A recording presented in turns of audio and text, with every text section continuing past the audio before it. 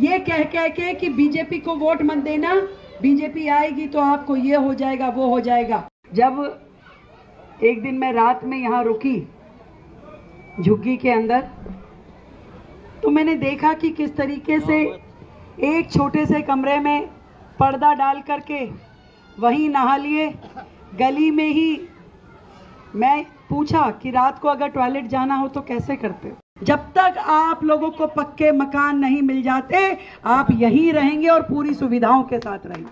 जो video reel पे आजकल रील चल रही है व्हाट्सएप ग्रुप पे कि भाई ये झुग्गी टूट गई, ये झुग्गी टूट गई, मैं उसकी सच्चाई भी बताना चाहती हूँ। जो मद्रासी कॉलोनी में हुआ, मद्रासी कॉलोनी वाला जो बड़ा नाला बारापूला का वहां से जाता है, बिल्कुल वो लोग नाला पे बैठे थे, जिसके कारण से 2023 में दिल्ली में बाढ़ आई। न जाने बेहतरी के लिए काम हो नहीं पाए थे। मैं हमेशा देखती थी खुले में बहनें नहाने जाती थी, टॉयलेट भी बहुत बुरी हालत में, ना कोई खेलने का बच्चों के लिए ग्राउंड, ना कोई सुविधा, भीड़ी भीड़ी गलियां, नाली खड़ंजा नहीं झुग्गी के अंदर। तो मैंने देखा कि किस तरीके से एक छोटे से कमरे में पर्दा डाल करके वहीं नहा लिए।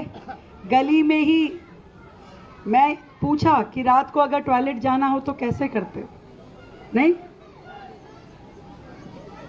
गली में पर्दा लगाया हुआ है कि ठीक है पर्दा लगा के नाली पे बैठ जाओ और बहुत इमरजेंसी है तो फिर जाओ आधा किलोमीटर दूर शौचालय पे। ऐसी परिस्थितियों में सालों से हमारे झुग्गी के भाई बहन रहते हैं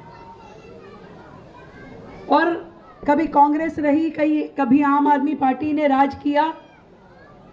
मैं आज ये कहते हुए जरा भी मुझे संकोच नहीं है कि सालों तक इन दोनों पार्टियों ने बेवकूफ बनाया झुग्गी के लोगों को, ये कह कह के कि बीजेपी को वोट मत देना, बीजेपी आएगी तो आपको ये हो जाएगा वो हो जाएगा। पर मैं आपको बताना चाहती हूँ कि आप लोगों के सहयोग से, सम्मान से बीजेपी सत्ता में आई है, वो सिर्फ इसलिए कि झुग्गी वालों को बेहतर जीवन मिले, बेहतर सुविधाएं मिले।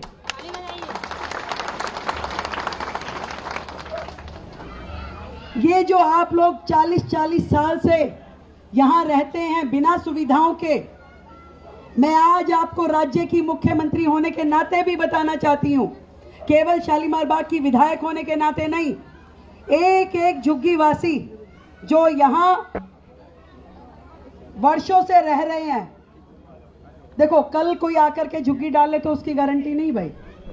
जो पहले से 5 साल पहले से 10 साल पहले से यहाँ रह रहे हैं, अपना जीवन यापन कर रहे हैं, उन सब के लिए कहना चाहती हूँ, जब तक आप लोगों को पक्के मकान नहीं मिल जाते आप यहीं रहेंगे और पूरी सुविधाओं के साथ रहेंगे।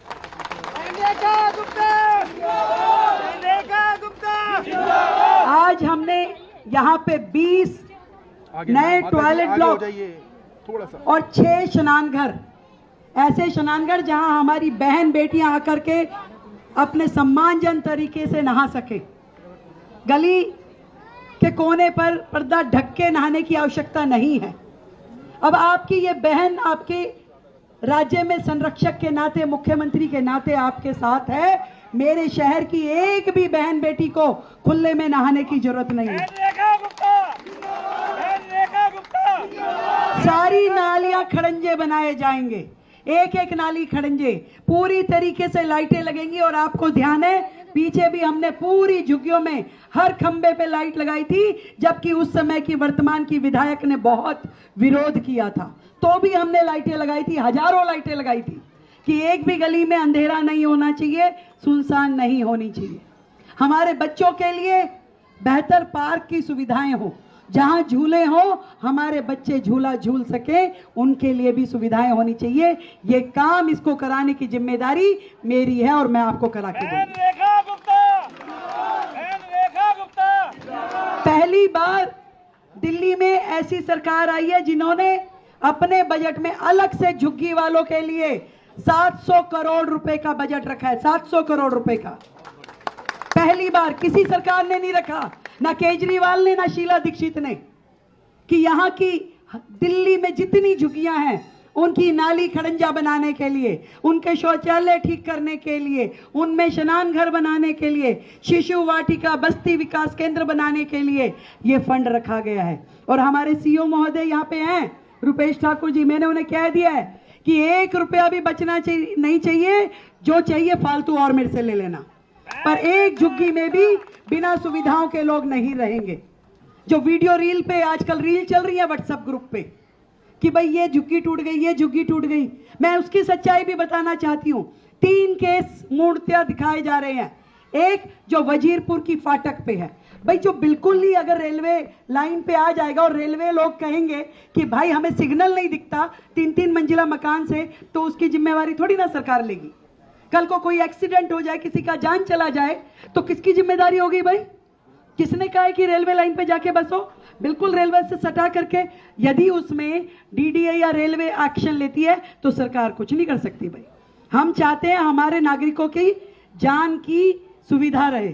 सड़क पे बच्चा घूमेगा, रेलवे लाइन पे बच्चा घूमेगा, ट्रेन चढ़ गई, कौन जिम्मेदार है भाई? इसलिए वो उस पे एक्शन हुआ जो केवल और केवल रेलवे लाइन के पास में थी। दूसरा जो मद्रासी कॉलोनी में हुआ, मद्रासी कॉलोनी वाला जो बड़ा नाला बारापूला का वहां से जाता है, बिल्कुल वो लोग नाला पे बैठे थे, जिसके कारण से 2023 में दिल्ली में बाढ़ आई। क्यों? क्योंकि एक भी मशीन सफाई वाली नाले तक पहुंच नहीं पाती थी और नाला पूरी तरह भर गया, बाढ़ आ गई, घुटने घुटने और कमर कमर तक पानी हो गया। तो माननीय कोर्ट ने आदेश दिया और एक बार नहीं 3 बार अपनी सुनवाई में कहा कि भाई रास्ता खाली करवाओ ताकि जेसीबी और मशीनें नाले पे जाके सफाई कर सके। तो उसमें सरकार क्या करेगी भाई? कोर्ट का ऑर्डर होगा तो सरकार कुछ कर पाएगी कि नाला साफ करना है? अभी नाले का रास्ता रुक गया। और तीसरा केस जो वजीरपुर पे जेलर वाला बाग की झुग्गी थी, वहां पे स्वयं माननीय प्रधानमंत्री जी ने 1675 फ्लैट दिए। भाई जब जिसको फ्लैट मिल गया उसके बाद तो जगह खाली करनी पड़ेगी ना। आप सोचो कि वो फ्लैट भी ले ले और यहां भी रह ले, तो ऐसे तो बात नहीं बनेगी। तो जिसको फ्लैट मिलता जाएगा उसको खाली करना पड़ेगा। और यदि उस फ्लैट मिलने के बाद भी कुछ और लोग आकर के जो कि एलिजिबल नहीं है और वो अगर अपना कहें कि नहीं हमको भी चाहिए, तो भाई ऐसे कैसे काम चलेगा? तो जो एलिजिबिलिटी है, जिनके नाम पे हुआ उनको दिया गया, 1675 परिवारों को दिया गया। उसके बाद यदि वहां पे 150 परिवार बच गए और वो कहें कि हम तो इस झुग्गी को खाली नहीं करेंगे, तो वो उसमें हम तो कुछ नहीं कर सकते। तो केवल ऐसे 3 उदाहरण हुए हैं। इसके अलावा दिल्ली में एक भी झुग्गी के अंदर ना कोई हाथ लगाने गया, ना उसको किसी प्रकार की तकलीफ दी और ना कभी आगे होगी। चाहे आप ताउम्र यहां रहिए, आपको ये वादा आप